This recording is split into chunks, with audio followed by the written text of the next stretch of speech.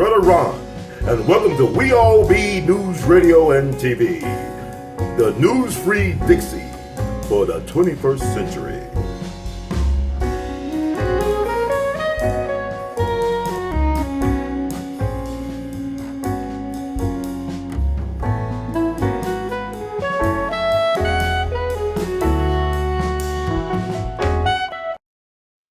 You just make my day, man. I don't know. I just talking to you, and we've been on the phone for 2 hours. I can't believe it's been 2 hours. I ain't recognize that. Enjoy listening to you. I guess we gotta do this more often. Yeah, I would. I would love to do this. I would love to do this more regularly with you. I would love to.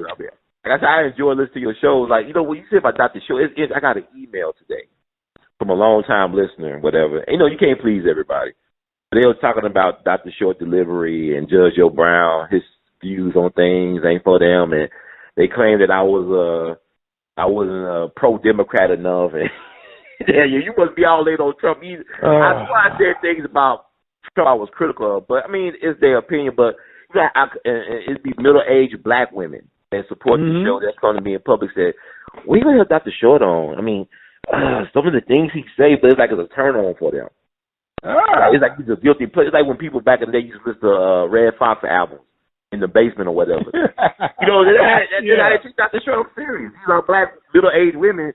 You get punished by the community sometimes when it's a lonely place to be a truth teller. It really is a lonely place, man. It truly is. And I remember feeling that. Every time I was feeling depressed, you and Dick Gregory got me to go back. That's when I was really into comedy a lot more heavy. It was lonely. Being somebody who told the truth. Yeah, on that stage, because everyone wants to tell their jokes. Most comics want to format their jokes to what they think people want to hear, right? Versus what you want to say. And so when you speak from what you want to say, it gets real lonely. On one hand, other people aren't doing it. On the second hand, other people want to do it. They just don't have the courage. And how that plays out is them in jealousy and them sabotaging, going behind your back, and doing those things. That's how it plays out. But really all it is they want to do exactly what you're doing. They just don't have the courage to do it. So they want to sabotage you doing it so they can cut you back down to their level. Yeah. And so but I can see Dr. Short being a guilty pleasure for certain people because he's so different than what we've been hearing on mainstream TV our whole life. It's like everything you've heard on TV, and then you get to Dr. Short. But he gives we cutting them deep. But he gives way better information. And he's much better. And me personally, I love it because I'm a full-time asshole. So I'm a Gemini. I'm both. If you look at my side, I'm profound and profane. That's my tagline. There's no wrong with that. I like Gemini. I'm a true Gemini. And when I hear Dr. Randy Short go in, man, I'll be laughing my ass off. I'll be like, go harder. Yes. Yes. I gotta ask you. I know another Gemini. I think Ice Cube was Gemini, right? I say, yep. Like, this is something I'll be joking around, but I'm kind of telling the truth. Look, mid-June is militant niggas that represent LA. Is LA time. You got Tupac. Oh yeah. You got. He ain't from LA, but he represents LA. June 16th. Right. You got Ice Cube June 15th. You got Kendrick Lamar, June 17th, and Dwann Brown, June 17th, and Steve Coakley, June 17th. This is something about this week represents artists and people who tell the truth to power, but that truth is born in love. Everything I do comes from love, man. My heart is so big and open and loving. You know what I mean? I love black people. I love myself, and I really, really, really, I love black people. I love our culture. Look at us right now. I was in Lamar Park yesterday at the Juneteenth Festival. Packed out. Coronavirus, it don't matter. Black people we survived the Caracas virus all the time. We ain't worried about no goddamn coronavirus. And we got the Caracas right there. So we maintain, look at the internet, with all the pressure we're dealing with. Look at the memes and the things people say. It's like we dealing with this shit and we still cracking jokes while we doing it. And that's why they hate us. We dealing with all that. We fighting a war against these devils, and we still got time to be funny while we doing it. You know what I mean? You see them. You saw the white boy come out with a sword. These white supremacists been on 4chan and these white supremacist websites talking all that shit. They came out and got dragged. You had a white boy with a sword that got kicked into a pretzel. I don't know if you saw that. I know about the bow and arrow thing, but I saw a picture of the white dude with the sword. Yeah, he got the bow and arrow dude. It's like, they've been talking all that stuff, but when they come out and meet us face to face, they can't handle it. Here's where history has done white people and white society wrong. The lies of history. They've gotten to the point in 2020 that they really think that they got the one up over us because they were stronger than us and more powerful than us. No, goddammit, y'all can't fight better than us. Y'all just had guns. And then laws came in and said we can't own guns. And then more laws came in and said you can't hit back. If a white person hits you, you can't hit back. It's like it's like, do I knock him out and go to jail for the next 20 years? Or do I just take this ass woman and go back home to my family? That was bred in through law. Y'all was never dope at nothing when it came to head up phasing us. But since that part has been written out of history, this generation of white people really think they're that tough. And so you saw what happened that first week of riots. They came out there. You see that only happened the first week. They didn't come out the second week. They try to lie about it, That's who we are as a people. Here's the thing about this is why I love black people. Every time we fight, we win. We ain't never lost a fight. Our problem is we just don't be fighting. We be like, we such humanitarians. We be like, you got it. We'll sit over here in the corner and take it. But every time we fight, we win. And we win while we cracking jokes and doing it with a smile. You got me thinking about Jack Johnson and beating up Stanley Ketchel, man. Yeah, laughing. He knocked his teeth out, man. Put them playing around there. Stanley hit him. He's like, wait a minute. You seen the footage of that? I thought you was I seen the footage. Yeah, Jack Johnson. His teeth and his boxing gloves is pulling them out. That's who we are. We do it, and we do it while making the funniest memes on earth. I gotta ask you. I guess this is the speed round. I know I'm just monopolizing your time. I can't believe we've been over 2 hours plus. But I got to get your take on the recent events and stuff. Your thoughts with the hangers in Cali, man. Strange fruit in Cali. What's your take on that? Palmdale's always been a white supremacist haven.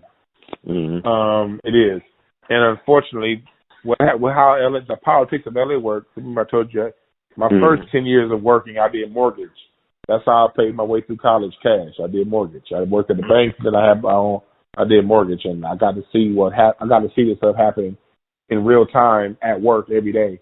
What happened was in California in the 90s, before the 90s, like most of the country, housing prices were for the most part steady. Black people owned the Crenshaw district. The Mexicans had basically they used to only live in East LA in about the 90s.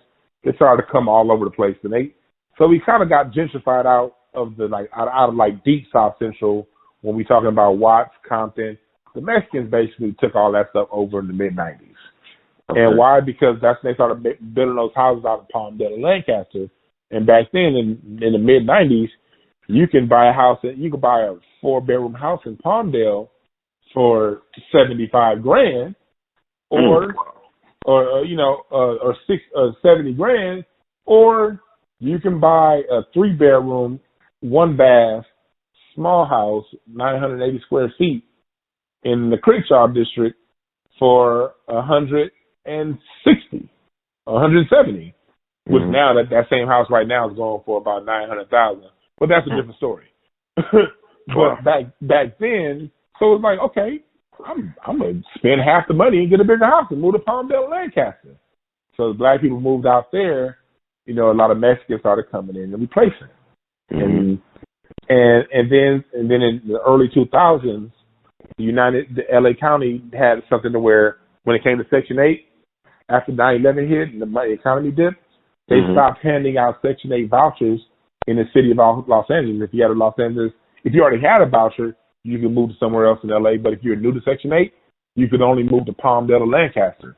So they got more black people out of the hood up there to Palmdale and Lancaster. Mm-hmm. Mind you, that's a Nazi haven up there in Palmdale and Lancaster. KKK haven in Palmdale and Lancaster. So, but as black people started to go up to Palmdale and Lancaster, there are no specific black neighborhoods. We're peppered throughout the whole area. Okay. So there's no concentrated area where you can say, okay, between this street and that street, that's where all the black people live. No, black people are very peppered out there. And so they kept getting sent out. And then now houses are so expensive, black people are moving out the other direction to Moreno Valley and Victorville and just leaving the L.A. We're trying our best to hold on to Lamert Park and Crenshaw District in the northern part of Gardena as we are right now. Why am I saying all this? Because when you go out to Palmdale and Lancaster, it's this huge valley that's about an hour drive, depending on if you drive fast like me, 40 minutes, north of Hollywood. About 50 minutes, 50 to an hour and 20, depending on how you drive. And it's still part of L.A. County, patrolled by the L.A. County Sheriff. And you have peppered black people. What is that? Why is that significant? You don't really get a nucleus, sort of a protection. But at the same time, you have Klan members and KKK people. They concentrated. What did the FBI say in that report that we talked about? White supremacists have infiltrated law enforcement. Right. Same goes true for out there. What it feels like to me was going out there, black people in Lancaster and Palmdale, because we don't really have any concentrated areas. These white supremacists get to go after weak targets. And we know that's their whole MO when you read the Turner Diaries and Camp of the Saints, those white supremacists, books like that. They don't go after hard targets. They don't come into black neighborhoods. Hell, I was at Maxine Waters' office when them Klan tried to come down last year to her office. I don't even like Maxine, but I didn't like the idea that Klan members saying they're gonna come down to Broadway and 83rd. So I went down there, and they came by, and cats came in and served them, and they was out fast. So they can't do that here, but they can do it in Palmdale and Lancaster because there's no highly concentrated areas of Palmdale and Lancaster. What it looks like to me is that brother probably got caught out there on his own. These white supremacists within law enforcement tell they white supremacist friends that are patrolling the area, hey, we got one over here, go get them. And because it's conspicuous to me that ain't none of this stuff caught on camera. Who knows where the cameras are? There's cameras all over Palmdale and Lancaster. Why ain't none of this stuff on camera? The intersections got cameras. Yep. And so it seems to me as if that's an area that they're doing this because they're mad at how black people are rising, but they can't come down here to Gardena. They can't come to Crenshaw and do it. Hell no. But they can go to Palmdale and Lancaster because you have a fair amount. You have hundreds of thousands of black people in Palmdale and Lancaster, but they're spread out and not concentrated. So they get to pick off weak targets. So it makes total sense. If they're going to choose any area of Southern California to do this, it would be that area because if you come down here to L.A., or even if you go east to Pomona and San Bernardino, in those areas you have black neighborhoods, and they ain't got the nuts to come into a black neighborhood. So that's what it looks like. And then you see what happened to his brother. They had undercover cars chasing him and just shot into his apartment and killed him. And so I just think this is a white supremacy speaking back. Yeah, cause I think it sounds like you're going to hang them right by the courthouse. You got cameras everywhere. You got metal detectors at the courthouse. Or I don't know if they got I know we got them in Memphis. So they definitely got all types of cameras everywhere. Oh, yeah, they definitely got metal detectors. But then, like the brother in Victorville, cause I know I travel to Vegas. When I drive to Vegas, you got to go past Victorville. It's like, that's a desert town, I guess. It's definitely desert. But that sounds same exact demographic, right? Same exact demographics as Palmdale and Lancaster. Okay. Peppered with black people. A lot of black people had to go to Victorville, and that migration started in the mid-2000s when they started to build that up. In the mid-2000s, when the economy started to really boom, the whole subprime thing. You can get a house. You can get a $350,000 house out there, and you can get a subprime loan at 6.5% with a 580 FICO score and have a job at McDonald's when they were doing those kind of loans. And so a lot of black people moved out there, and then the house economy and everything crashed. They lost those houses, but they stayed out there because it was by the time it started renting. Because by the time they got pushed out that way, it was too expensive to come back to L.A. So the same thing in Victorville, same demographics as Palmdale, peppered black people. Fair amount of black people out there, way more Klansmen and redneck hillbilly honkies out there, but the black people are peppered and they're all over the place, so they're easy to pick off. Just like I said, I'm going back to Freedom Summer, what happened in Swarner, Cheney, and Goodman. You know, people look at Cali. I've been out to California a couple times. There ain't no racism like Cali racism, man. No white folks don't respect you. I felt that it's like I'm from the South. Everything is the South, like Malcolm said, South of Canada. But there's a different some type of weird elite racism out of there. You know, like they don't respect black men in particular. But what's interesting is that the guys on the Swarner, Cheney, Goodman who were killed, the guy who masterminded that was the Klansman leader down in that area. His name was Sam Bowers. And guess where he went to school at? Where? He went to USC. He was studying engineering. University of Southern California. The guy. I'm not laughing. I'm just saying, like, people always talk about California is the land of dreams, and you know everything's different out there, but you know different from Mississippi. Let me tell people about California. Let me tell you about California. Stephen Paddock, the person that did that Las Vegas shooting, he went to my alma mater, California State University, Northridge. We went to the same college, different a decade apart, but he's from the Valley. People don't know that there's a Nazi camp in the Palisades that's still there now, but you can't get to it. It's like security up there. If you try to walk up that trail, you're gonna have an ATV come your way. But there was a camp that was a live camp during World War II. And Nazis were training in the Pacific Palisades right here in Los Angeles, California, just west of Brentwood. Wow. And that's the kind of racism that's here in California. Let me tell you a little bit about California racism. Okay. If you're Mexican, you don't. If you're Mexican and you're illegal, and you don't have a driver's license, the police, by governor's order, cannot take your car. Wow. But if you black and you look high, that car gone. Wow. Let me tell you about California racism. That's what they do. But they go around, they have a whole area, West Hollywood, they got all these concessions and stuff for gays. But when it comes to black people, if one person commits a crime, everybody on that block wearing the same color gets thrown in jail because of these injunctions, these gang laws, these RICO laws they use on us. That's one reason why Nipsey that's why I say, I believe the police are the ones that shot Nipsey. They were behind it because everybody knew nobody at the Marathon store was packing. Because if one person got a felony, if anybody in this store got a gun, you were around somebody with a gun and a felony, you going back to jail. So the Marathon store was no fly zone when it came to them weapons. So of course he could walk right into the Marathon store and shoot them because they're not allowed to have guns. Why? And the LAPD, to make sure they have guns, every 3 to 4 months to be raiding their asses. I grew up right down the street. The house I lived in was right down. Crenshaw was the next main street. Because by this time I was in View Park. When I stayed with my parents, I stayed in View Park. Black neighborhood, view of the city.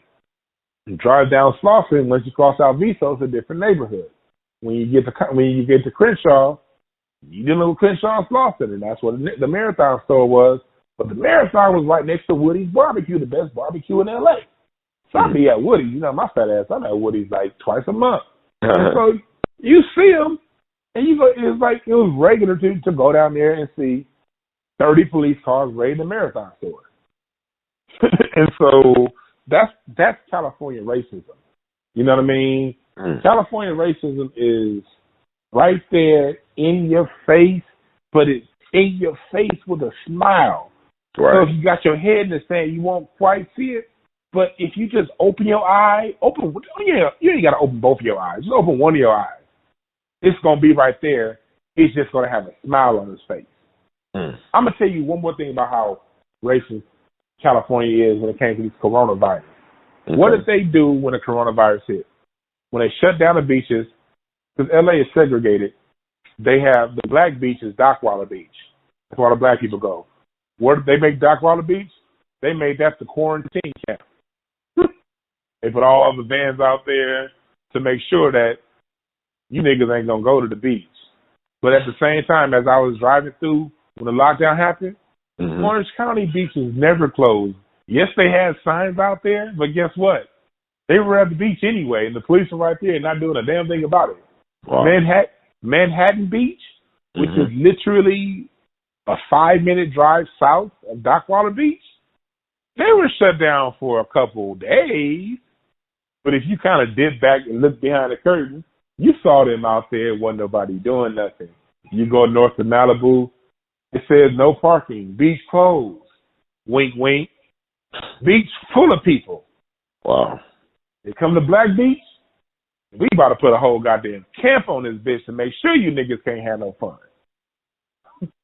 Well, what about the black politicians? I mean, I know Maxine Waters. Anybody, why they don't push back? I mean, it don't seem like they really do anything to help black constituents out there. Well, am I mistaken? They don't do shit. Like, we have that thug Mark Ridley Thomas in the office who allowed that subway line to go down the middle of Crenshaw. It's below the line when it's below the street, but it comes up in the middle of the street, in the middle of where the black businesses are. That's when it comes up to the top of the street. And you know how they destroy black neighborhoods. It's always with a train, right? Right. Mark Ridley Thomas allowed that, but he wouldn't allow Magic Johnson to open up the Santa Barbara Plaza in 1998, a plaza that could have employed a whole bunch of people, but because he couldn't put his sorry-ass name on it, that whole piece of land stayed empty for the next 15 years. Now Kaiser came in and bought it up, and that's going to help with the gentrification a little bit more. Thank you, Mark Ridley Thomas. Then you got, Maxine Waters. She's someday, it's like, because I'm always at the music festivals. You're going to see Maxine Waters at every music festival. She's going to be at the Jazz at Drew. She's going to be at the Gardena, and she's going to show her face, and she's going to come out and speak. But when it comes to talking about issues, Maxine Waters ain't going to say a damn thing. I'm trying to get this. I'm working with these people that have an appeal, trying to get the Cuban medical doctors over here to America to go into the prisons to help fight the COVID-19. I've been trying to talk to Maxine Waters for 9 weeks now, still haven't had a chance. And I only get that generic email in response when I email her. She don't give a shit about us. But at the same time, when them KKK Nazi people said that they want to see her at her office, the community showed up. I was one of them. And I tell you right now, most of the black men that were out there, they were all kind of saying the same thing. Cass was like, I don't really fuck with Maxine Waters because she don't really fuck with us. But at the same time, we can't let these clan members roll up in the neighborhood like that and think it's comfortable. Oh, yeah. It's a neighborhood thing. I mean, it's like, community thing. The reason why the Crips and stuff were formed, right? Community protection. Yep, community resistance in progress. And it's like, this boggles my mind how quiet, in general, these black politicians been, except when it comes to criticize Trump. Like, they don't have nothing to say for black people. There's no agenda for black people. There's no black political agenda I could think of, only to vote for Biden at all costs. Here's what I think. I think the agenda for us is reparations. We got to go to the end. Okay. Go right to what we want, right there. Reparations. Yes, cash payments, including education, all the other stuff. Reparations is a Marshall Plan style project. It's everything. It's, and that's what we got to push for. But even though there's a push for that, we have to always remember as a people, the mainstream media, they're never going to validate it. They're never going to validate what it really is. They're going to keep throwing these Black Lives Matter people out there that say the overall agenda is we want gay sex and trans to have a good right. That's what they're going to keep saying. They're going to keep doing that. Our wins aren't going to be validated by MSNBC and CNN. We're going to have to validate our wins by what are the people doing. And right now, what I see with the people is the people are still in a very resistant mode. Luckily for them, they ain't fucked up in the last 2 days, so ain't been nothing popping off. You know what I mean? I personally think, look, black people, we generally don't wake up until August. We still ain't get August yet. You know what I mean? And I personally, this is a feeling of mine in my gut. I think the second half of the year is going to be more tumultuous than the first half of the year. I personally feel that we ain't seen nothing yet. Yeah, 2020. Yeah, 2020 like a year is in totally Mercury retrograde. Like this is how a year looks in Mercury retrograde for a whole year. Yeah, like you remember 2016? We started off with Dr. Wealthy dying right before the year started, and then we had just a string of deaths from Prince to Maurice White to Muhammad Ali to when Muhammad Ali died, we was like, it can't get worse. Prince died before that. You know what I'm saying? It was crazy. Yeah. Just like on steroids. But I think 2020 is actually the Mind Days Dooms year or whatever. I do too. I think that they had their all fight. Supposed to be. Yes. Yes, but it's what it is. It's a cleaning of the house. Mm-hmm. You know, it's a cleaning of the house. My wife today and I, we were about to go buy the survival kit later on. Mm-hmm. You know, because I'm already stacked up on water and canned goods.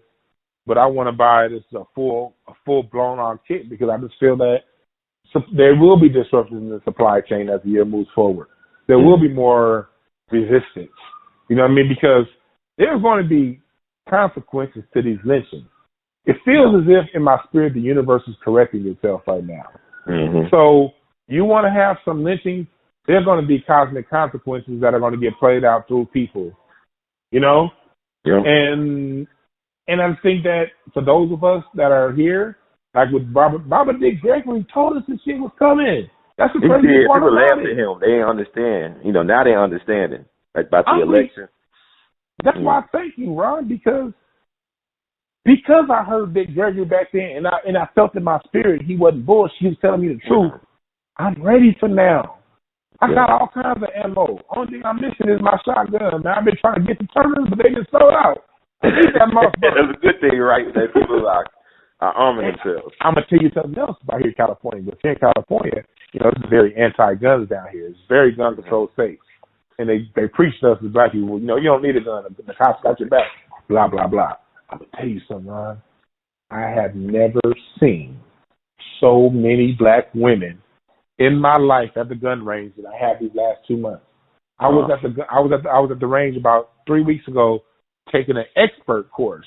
This is kind of getting to my guns, like where you got to do all the little drills and everything. Mm-hmm. So when I looked in the classroom next door in the beginner's course, it was like 15 black people in there, and like 3 of them was dudes, 12 of them was women.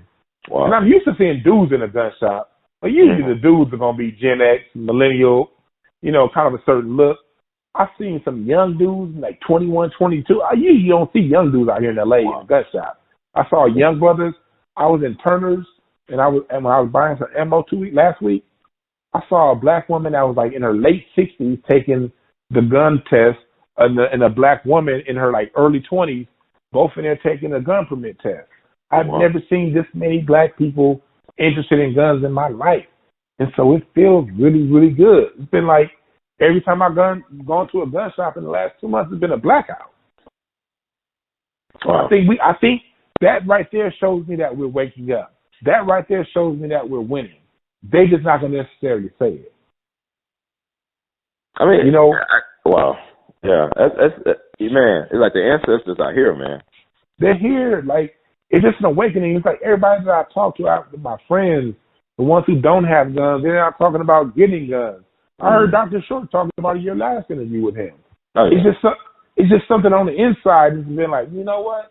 Nah, I got to make some changes. Like, me and Larry were talking on my radio before the radio show last week because Larry's a big Georgia fan. He was like, man, I'm sitting these Georgians down for the next 2 months and stacking up on my artillery. He's from Texas, so he already stacked when it comes. He already got that business taken care of. He's just like, man, I'm spending my shoe money on bullet money. You just don't know. Well, they want a race war. I mean, we've been in a race war, really, to be honest with you. But we fight back now. But these lynchings, they call suicides. This is happening around the country at the same time now. Ain't no black. How many black folks know how to tie those knots, man? How many black folks was in the Boy Scouts or the Navy and know how to tie them knots to hang themselves from trees? Look, you in the mental health facility. I mean, you in the mental health industry. I want to get your take on that. Shit.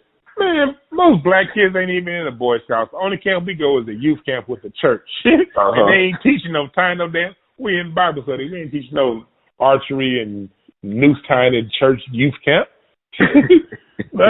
Black people get PTSD looking at a goddamn noose. I know that's right. Man, here's my question. How do you want to learn how to tie the noose? How do you then tie it properly to the tree or whatever apparatus, high enough for your feet to hang, but not touch the ground, but it ain't a goddamn stool to be found in the area?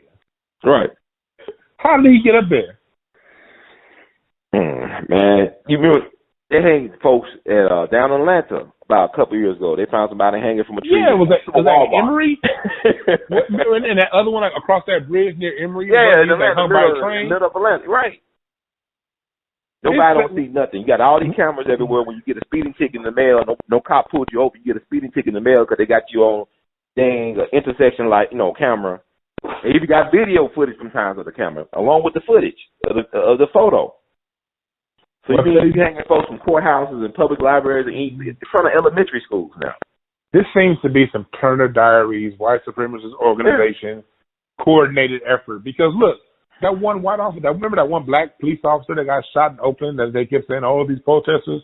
Come to find out, it's a white dude from a white supremacist group called the Boogaloos that shot and killed that black officer. Oh, I heard about this Boogaloo people. I'm confused by them because I know it was a Mexican-looking guy that got caught out. You talking about the Mexican-American, whatever, Hispanic guy? He white. In the Air Force out of Cali? He white. Then this is why I say he white, because he white. Okay. Here's the politics. Boogaloo. What are the Boogaloos? I mean, it confusing me in media. I thought they was for like Black Lives Matter. I don't know. No. They'll facade themselves to be. They're like white supremacists. They're like Neely Fuller says, confusion. Okay. You know what I mean? Like Neely Fuller says, white supremacists take all sides of the argument. And these are people who come in, yeah, we're from Black Lives Matter. Yeah, we're going to do that as a society. They're a white supremacist group. And so that's what they are. And here in California, the Mexicans line up with the Aryans. And that's how it is in the prison system. They link up. That's when you'll hear a Mexican shooting a random black person in L.A. No, usually it's an initiation sent down from the prisons, probably from one of the Aryans through the Mexican mafia. Go kill a nigger. Then that's what it is. There's a group out here called the Nazi Lowriders. It's a Mexican group. So they play that brown shit when it comes time to get benefits that black people fall for. But when it ain't that, they motherfuckers is white. And that's how they are. They behave white. It's funny because I had a ticket from here in L.A. This is how racist they are in L.A. I drive a Honda Accord. The reason why I drive a Honda Accord, because back when I had my F-150, back when I had my Audi, back when I had my 22-inch rims, I got pulled over at least once a month. I got pulled over at least 60 times. And do you know I've never had a speeding violation in my life or any kind of a ticket? Pulled over 60 times, though. And so I got a Honda Accord now, so they don't look at me. You know, it's family car, just shit. You know, blend in. Right. My wife, I love her to death. She said, nah, I'm getting this Camaro. She didn't got a Camaro SS. So I helped her get that. She got that. Nice car and everything. When she drives it, no problems. We going in the wine country a few months ago. I'm driving her Camaro. Cop see me driving that Camaro, look, hit a U-turn, pull me over for speeding. Wow. Said on a ticket, caught on the radar going 66 miles an hour. How did that happen, sir? When you and I connected eyes when you were driving the opposite direction and hit that U-turn. They do that all the time. They'll see a black man driving a nice car. That's a ticket. Or if not a ticket, I'm at least going to pull you over and see what's up. I pull out that ticket because I'm going to court to fight it. I fight all my if I get a ticket, I'm going to fight it. Right. Most of them, they don't show up to court when you fight these tickets. And so I'm gonna pull out the ticket just yesterday because I was just seeing what before Corona they got the court system shut down. So and I look at it because dude looked white. Everything about him was white, and his name was like DeLuca de something. It was the Mexican, and so no, these motherfuckers is white when it comes to how they police us. That's how they act. They act white, and they act whiter than the whitest white officer, so they can fit in. That's the dynamics here in California. We don't just have to deal with the white racists. We have to deal with the Mexican racists, and they're all throughout law enforcement. And what will happen is in the stat, they'll be like, okay, no, that was a Latino officer that did that to that black person. Yeah, but it's somebody who identifies as white. Now we got to, the so-called people, black folks that get on code. We don't even know what the code is, man. That's the problem. The code. I just like to say it because it sounds good. I promise I can't find the code. You know what I tell people? I tell people the code is black empowerment. The code is what's going to empower yourself as an individual, one. What's going to empower your community, number two. Because you can only empower your community if you empower yourself first. So if it is going to empower you, and then after that, is going to empower your community. We know Terry Crews is off code because, yes, he himself is empowered, but when it comes time to empower his community, he speaks up against them. That's off code behavior. He goes at Gabrielle Union, but he lets the white man touch his balls. You know what I mean? He goes at, that's off code behavior. That's just for me, like, that's the way I sort of come up with it because I was confused for a long time. What the fuck y'all mean code? Right. But really, that's the code is black empowerment. Is it going to help you? One. Is it going to help your community? Two. And if it's yes and yes, then you're on code. I like that. That's a great You're on code all the time, Brother Ron, because the information that you give us always helps. Even when it's against the Democrats and that makes some black people feel uncomfortable. You need to feel uncomfortable. We need to feel uncomfortable because comfort has been getting our ass kicked the last 400 years. So even when Judge says I'm going to vote for Trump, am I going to vote for Trump? Hell no. But I got to listen to what this man is saying because the pundits on TV who've been telling me to go the other way, they've obviously been wrong. History's proven it. Right. You know what's interesting? My thing about Trump is this, is like what Malcolm said. He said the media is the most powerful entity on the planet because it influences and controls the minds of the masses. And he also said that the media will make your enemies your friends and your friends look like enemies. And to me, they hate on Trump too much for me to say that he's that bad. I don't know the man. Like, I remember like when rappers back in the day wanted to say, I want to be like Donald Trump. They'll rap about Donald Trump. They help Donald Trump in their skits like Memphis Man did on Judgment Day. Donald Trump did one of his skits about almost 20 years ago. And now these rappers say they don't like Trump. But yeah, y'all rapping, y'all want to be like Trump. This is doing the Central Park 5 time and everything. You have rappers talking about being like Trump, doing Trump things. Trump is like a gangster rapper to me. I mean, he's from Queens like 50 Cent. He talk a lot of trash. He's like a black dude to me. I mean, he's more black. He's blacker to me than Obama. I'm going to be honest with you. He's black. He's definitely better than Obama. I call him President Orange Slice 45. He's Orange Slice. But the thing about it is, he says stuff, but people he's so stupid. This man is not stupid. He's very intelligent. He's a marketing genius. I'll say that. And also, look at his background. His father was a Klansman in Queens. I mean, we got the evidence from 1927 New York Times article. They talk about the Klan taking on the police in New York, in particular Queens. They arrested this guy named Fred Trump from Queens. And Donald Trump from Queens, daddy from Queens. And also, Donald Trump's uncle was a big-time government scientist, and he was an MIT professor. And he was the guy that when they stole Nikola Tesla's notebooks from his hotel room, he died back in, I think, January 8th, 1943 up in Manhattan. He got to look over those notebooks. They are now no longer, I don't know what happened to him. Yeah. So this is his background. I mean, his grandfather was a pimp from Germany, Trump is a despicable character, but he's no different than anybody else. You know what I'm saying? He's a product of organized crime. His mentor was Roy Cohn, the lawyer for mobsters. Also, he was the legal counsel for Joseph McCarthy, the senator, Republican from Wisconsin, when we said, the Red Scare. We had some communists in our federal government. You know what's interesting about Joseph McCarthy? He was a Republican, but he was Irish Catholic, and he was a great friend of the Kennedy clan. Joe Kennedy, the patriarch, loved this guy. He dated several of the Kennedy daughters. And he is the godfather of Robert Kennedy's first child, Kathleen Kennedy Townsend, who just lost her daughter and grandson in Maryland this year. But he was the godfather for Robert Kennedy's first child, because he gave Robert Kennedy his first job as a part of his legal team in the 1950s. So this stuff people don't talk about, all these connections and stuff. But with Trump, it's like he says stuff, but is he wrong about Lysol? Lysol and stuff they do kill. It does kill the corona. It's stuff that he's saying and don't say in his body language. You got to look at, because he did stuff that Barack Obama could have done. Like you pointing out the chokehold. It's like, yeah, they've been doing chokeholds for forever, and that BS with the executive order, but he pardoned Jack Johnson. Mm-hmm. He's getting black folks out of prison. He's doing things for HBCUs. He's doing things that Obama could have done, but people make excuses for, like you said earlier. Yeah. You know, he's showing up Obama, and Obama's responsible for legitimizing Donald Trump and Joe Biden. Yep. He legitimized both of these people. Here's how I look at Trump.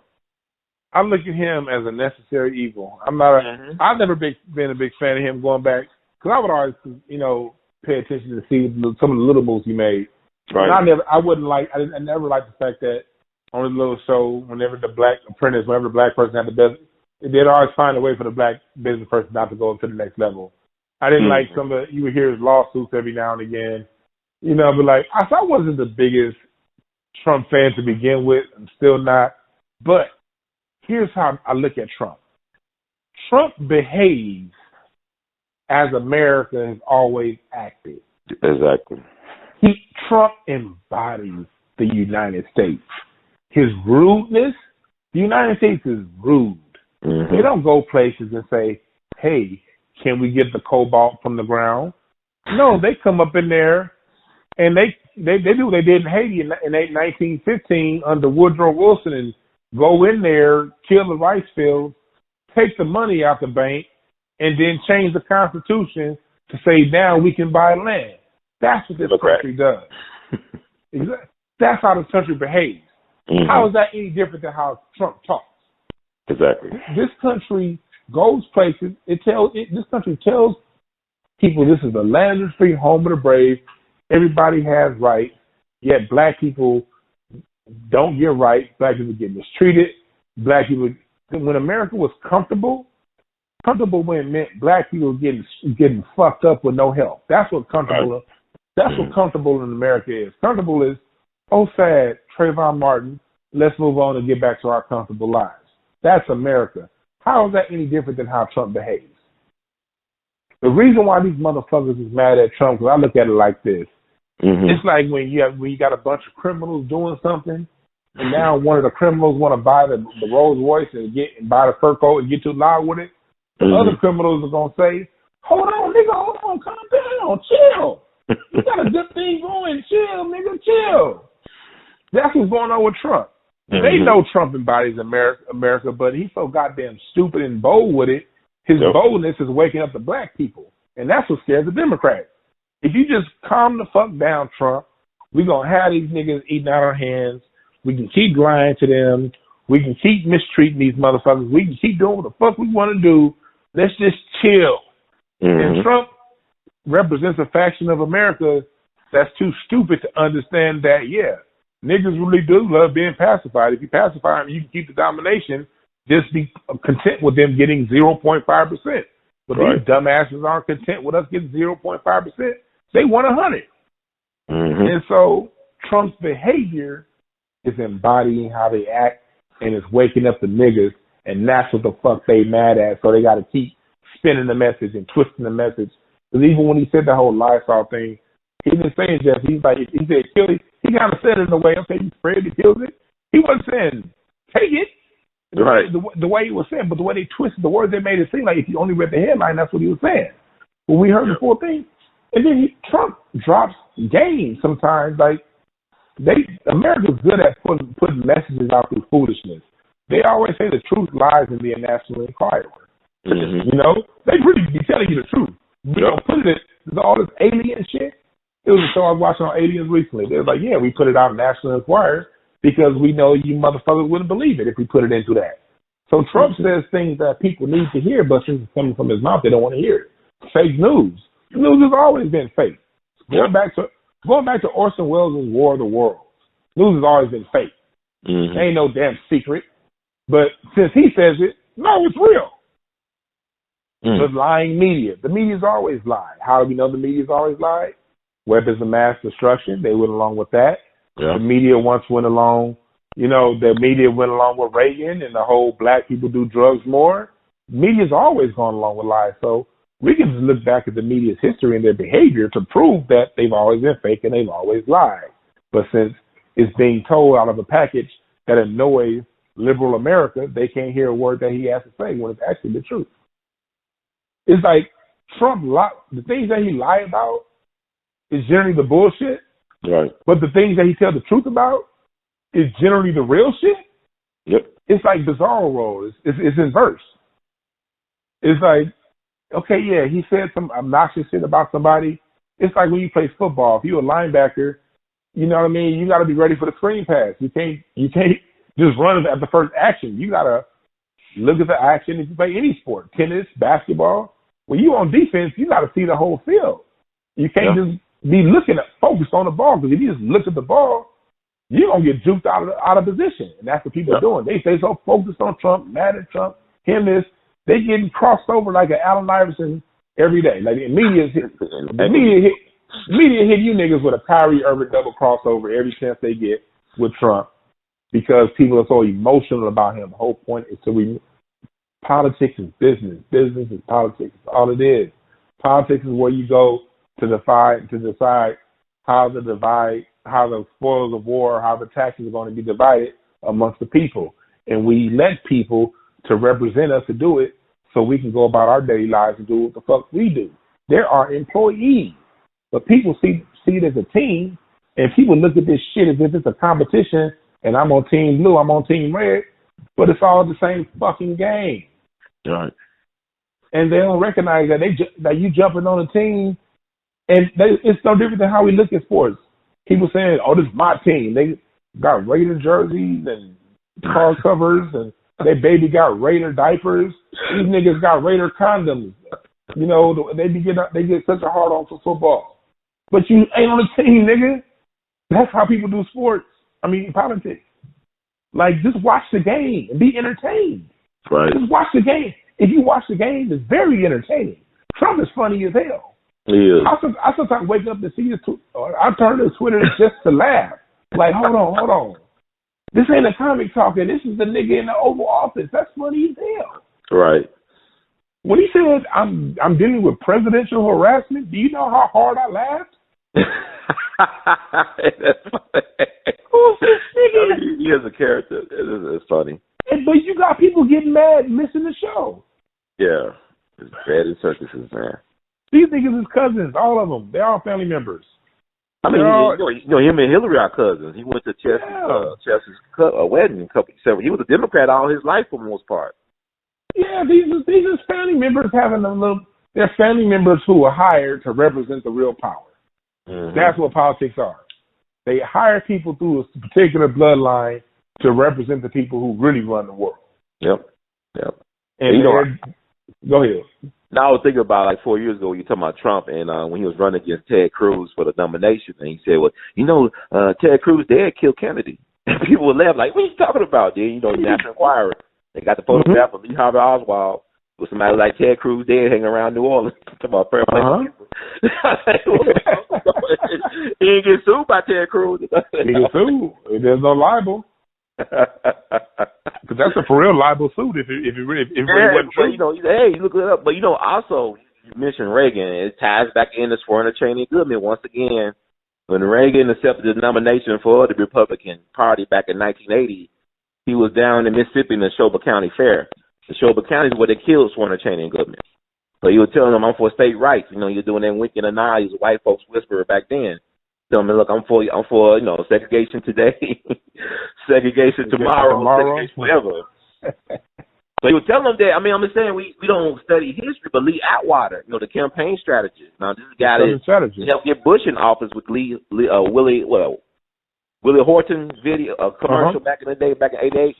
And he was Reagan's campaign manager. He's from South Carolina. Now here's a white boy that loved blues. He played the blues guitar, did an album with B.B. King, owned a barbecue restaurant in Virginia, and he was on the board for Howard University to the students that get the hell off the board because we're trying to divest out of South Africa. But he said something that was powerful. He said back in 1954, you could say nigger, nigger, nigger. But now you got to say stuff like state rights, states' rights, you know, and he was the mentor to Karl Rove, who was Bush's brain, Bush's junior brain. But I'm saying, this stuff runs deep with these people. They understand, like, you know, all them guys understand the power of controlling the message, of controlling the narrative, of painting the picture.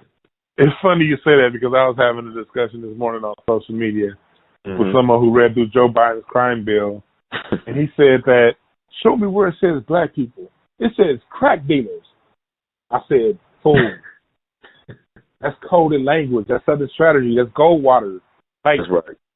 I was like, they can't say, I said, it would be illegal for them to say, we're going to focus on black people. Right. You have to use coded messages. Just like when they say moderates. All moderate means is casual racist. That just means somebody who's racist but they're not gonna pull out a gun, they're not gonna join the KKK. Mm-hmm. But when they get on that jury pool, they're gonna say guilty, not hear you out. That's a white moderate. You know, these people don't know this place steeped in coded language, and like you said, the information's right there in that one tape that they have with Goldwater when he's talking about the war on drugs. He said it in his own words. We couldn't say the war on hippies and black people, so we had to call it a war on drugs. It was Goldwater or Nixon. Which one? Is Goldwater said that? Goldwater said that. He did? No. Barry Goldwater said that too? No, I'm sorry, not Goldwater. Nixon? Atwater. Atwater. Yes. Atwater, okay. I mean, they all the same. Atwater. They all kissing. They all evil motherfuckers. Shit, the same. It's just different vehicles of evil. That's all it is. Mm-hmm. But like, the crack and coke policy sentence. Like, you get more time for crack versus coke. So it's definitely talking about black people. And we got people running for office right now trying to say, okay, you'll get Juneteenth off. How about ending the war on drugs? Because the war on drugs is literally a war on black people. Yeah, you guys said hippies too, but we ain't seen a hippie since 1972. So the war has been squarely on us ever since. You know what? And I said that earlier in the week. I said we should defund the war on drugs versus just defunding the police. I think that's all the stuff comes out of. That would be the biggest. That would be one of the biggest steps, because the war on drugs isn't being used on these white people that are on drugs, strung out on heroin all across the country. They ain't getting no war on drugs, but black people still are. So, brother, Dwann, I'm gonna let you go, man. I know your wife for you. It's something, man. We got to do this more. I can listen to you all day. I can talk, and you're a great guy. You're intellect, and you're funny, and you're very insightful, and you're very much needed in these times. And we definitely got to support you. I saw your Hotepp-ish shirts. I got to give me some. Yeah, get one of those, man. And then I want everybody to go to breakthroughas.org. That's my company, Breakthrough Advocacy Services. I do offer one-on-one and group mentoring. And I'm going to start a webinar series specifically tied towards how do you communicate different things to your children. One of the issues we have as a family, as black people, is our communication's off because it's been taken away from us through slavery. We don't pass down stuff. The people who survived Black Wall Street were told, they didn't talk about it afterwards because they can get killed. So we've developed a habit through slavery, through brutality, of not making our children aware. And so there are a lot of parents out there who want to make their children more aware of what's going on. They want to be able to communicate these things. They just don't know how. Come to my channel, come to my YouTube channel, Dwann B. I help communicate these solutions. BreakthroughAS.org, communication solutions. That's what I'm here for. I'm a resource. Email me on the contact page if you got a quick question that you need answered. If you need some consultation, hit me up, because I'm here to solve problems, man. That's all we're here for. That's what we're here for. We got problems to solve. Let's be about the business of solving these problems. Well, thank you so much. Oh, sorry, I didn't cut you off. No, I'm saying you solve the problems using whatever your talent is. I just happen to be talented in communication and got a degree in it. That just happens to be my talent. Whatever your talent is, if you're a painter, if you're a typist, if you're a security guard, whatever it is, pass the information down. Words to live by, definitely. And also, how can we listen to your show? Your podcast, your radio show? Go to my YouTube channel, please. I'm trying to build that up. It's anemic. I'm just new to YouTube. It's Dwann B, DWANN space B. And you'll see the Hotep-ish banner. Or you can go to Hotepp-ish.com. And the YouTube, on the top right corner, you'll see the YouTube link. You can click on that, and it'll take you right to my YouTube channel. And also the Facebook group channel. All my social media is on Hotepp-ish.com, HOTEPISH.com. And then click on the links, and that's where all my social media is. Yeah, man, I just thank you for, like I said, I wish you a happy birthday. I'm glad your dad didn't pull out and your mom didn't abort. And I'm so the world would be such a very unhappy place without somebody like you around, man. And it encourages me to step my game up. And I read a post. I like reading your post, man. You got, I mean, they need to follow you online because you're a brilliant, insightful guy. But you mentioned like generational trauma, and you talked about how you went to Dallas with your grandma back in the day. Yeah. And was she a survivor of Black Wall Street? No, she wasn't born yet, but her parents were survivors of Black Wall Street. Oh, wow. They were teenagers when all that happened in Tulsa. And they sort of told her a little bit, but not much. But my grandmother used to be an open book with me. She told me everything. But I was very young, and I remember that moment being impressionable. We're leaving the Oklahoma City Federal Building, the place Timothy McVeigh blew up. This is 1988. It was still around, of course, back then. And I asked my grandmother, why did you leave Dallas? Why did y'all leave Tulsa and go to Dallas? And there was just this awkward silence. My grandmother never not answered questions. She always answered my questions. I was like her favorite grandchild. You know, we just had a connection, like me and my grandmother.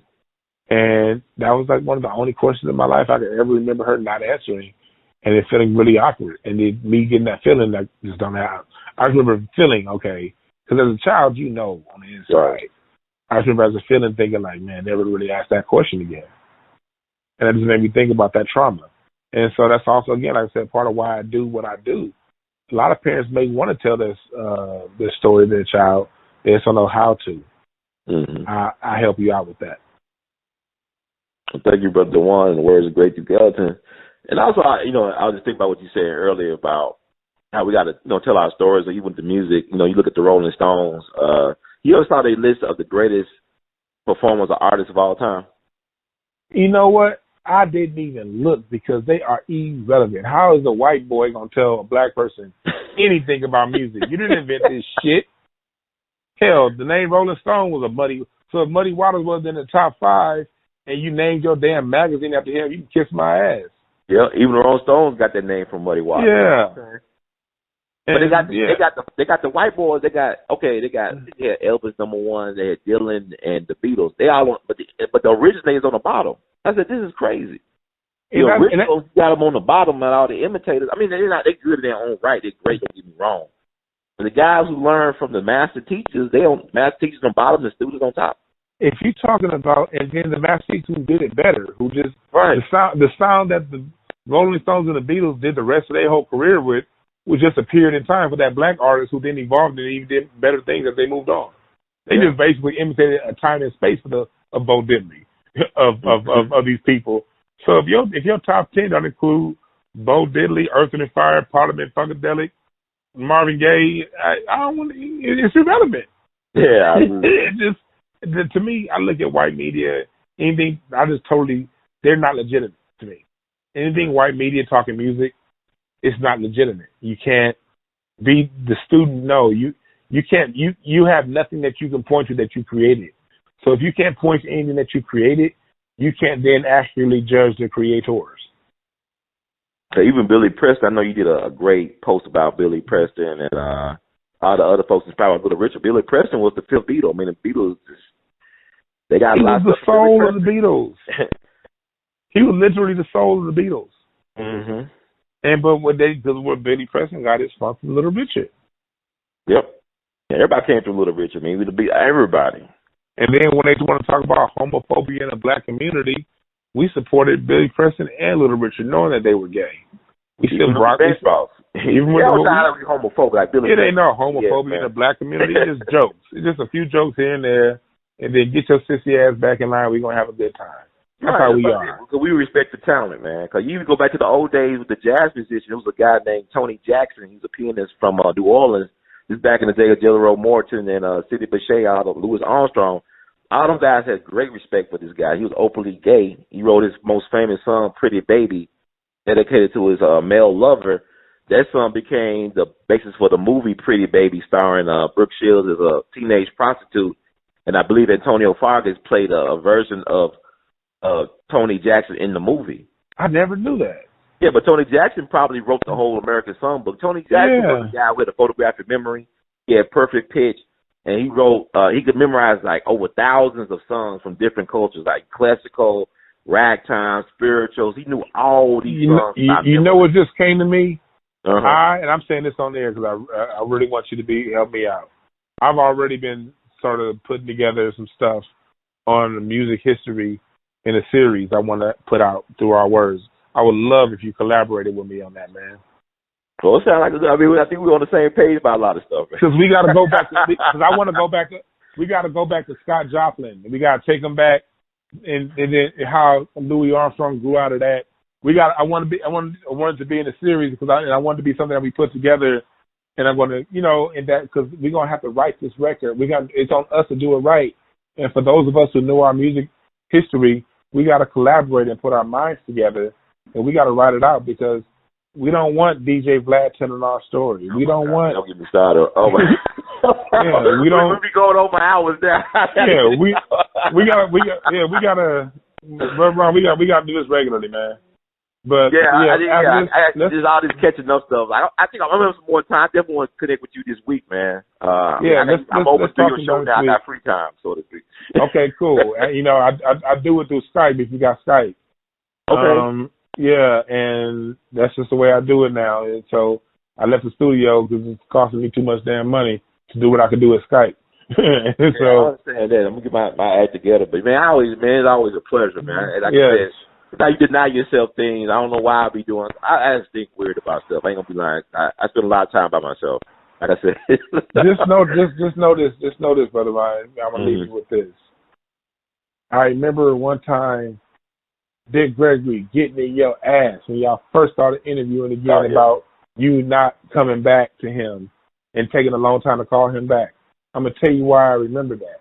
Because that was at the time I had my first show, Sports and Things, and it was going good, but because of some bullshit, which we're going to talk about on our next one, it's a not popular athlete, but somebody who's on ESPN, I think people will know his name, really screwed me over. I'm more than to talk about that on air, but it needs more time than what we have right now. Well, anyway, I let these things discourage me, and then I would start the show, stop it again. So when he said that to you, it vibrated with me because I was like, man. Because in my head, I'm thinking, why would Ron stop? This show is fucking great. And that was a thought in my head, and I thought, man, but I'll be stopping. And so I had an energy. I felt the energy of Dick Gregory saying that to you personally because in my mind, the way I listen to your show, I'm thinking, why would this dude ever stop? This show is fucking great. I can't wait till you post something else. And I've been saying that about your channel for about 7 years now. 7 years. I can't wait till you post something new. And so know that it's people out there that see you that way. And so whatever comes in your spirit, whatever comes to your mind to do, just do it because you got people out there. It ain't gonna be the people in your inner circle. They're not gonna see the genius. It's people that you don't know that you got an impression on. And you've had an impression on me years before I ever met you. That's something, man. You just don't know who he's influencing that. And that's for everybody, man. I had to learn that shit myself. That's why I open breakthrough. This shit I had to learn myself. So I'm not out here preaching top down. I'm like, nigga, that's me too. And I gotta keep expanding and getting better. And then when the next weird idea come, I have to remember, oh shit. The last time I thought the idea was weird, it worked out fine. Let me do it. I still gotta remind myself. Yeah. Bro, thank you, Dwann, man. I appreciate you so much, man. This is very like a healing for me in terms of just being able to communicate with another black man because we don't have those safe spaces. So that's another show. But thank you so much. Yeah, keep on doing what you're doing as well. In the words of Duke Ellington, we love you madly, and we'll see you again, or we'll hear from you again, or we'll do both. Yes, sir. Thanks. Yes, sir.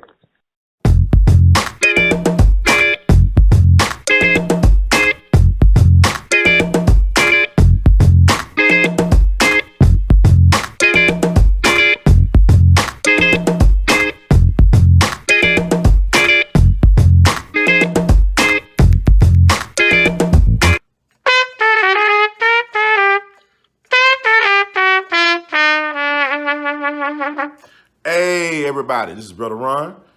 I am asking you all to do me a big favor. Think about supporting the We All Be movement. Your donation is tax deductible. The We All Be Group Incorporated is a recognized 501c3. And I'm just asking you all because I want to keep on bringing y'all quality work through the way that I know how to do best. And I'm going to sing my praises and toot my horn. A lot of y'all were not hip to Dick Gregory until Brother Ron brought him on the We All Be platform, until that jingle review we did. Y'all seen another side of Judge Joe Brown, and Judge Joe Brown's message has been amplified. But it was We All Be that brought Judge Joe Brown to y'all back in 2014. And so many others. And we covered so many things. So help us out so we can help you all. Peace.